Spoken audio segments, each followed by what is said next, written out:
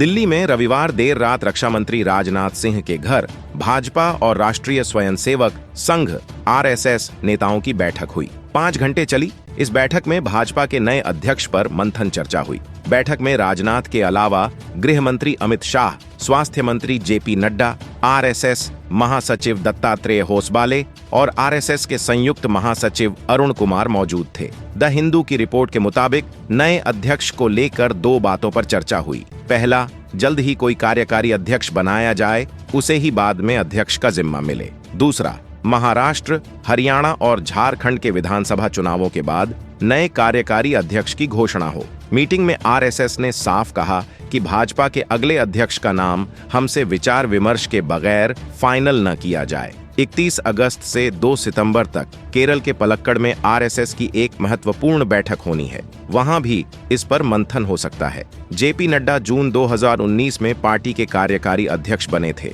इसके बाद 20 जनवरी 2020 को पूर्णकालिक अध्यक्ष बनाए गए। इसी साल फरवरी में उनका कार्यकाल जून 2024 तक बढ़ाया गया था। लोकसभा चुनाव के बाद मोदी सरकार 3.0 में उन्हें स्वास्थ्य मंत्री बनाया गया था। भाजपा में एक व्यक्ति एक पद का नियम है, इसलिए नड्डा को अध्यक्ष पद छोड़ देना है। भारतीय जनता पार्टी बीजेपी में अध्यक्ष पद के चुनाव के लिए पार्टी के संविधान में स्पष्ट निर्देश हैं।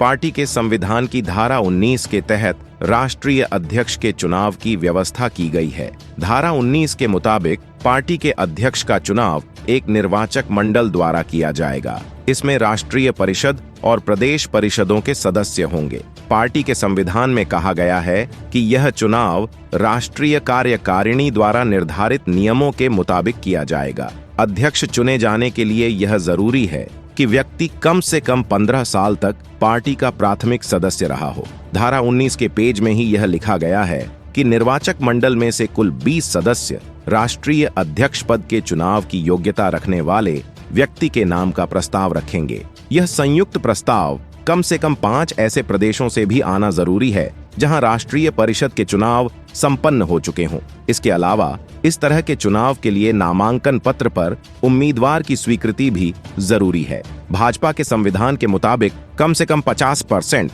यानी आधे राज्यों में संगठन चुनाव के बाद ही राष्ट्रीय अध्यक्ष का चुनाव किया जा सकता है। इस लिहाज से देश के 29 राज्यों में से 15 राज्यों में संगठन के चुनाव के बाद ही भाजपा के राष्ट्रीय अध्यक्ष का चुनाव होता है।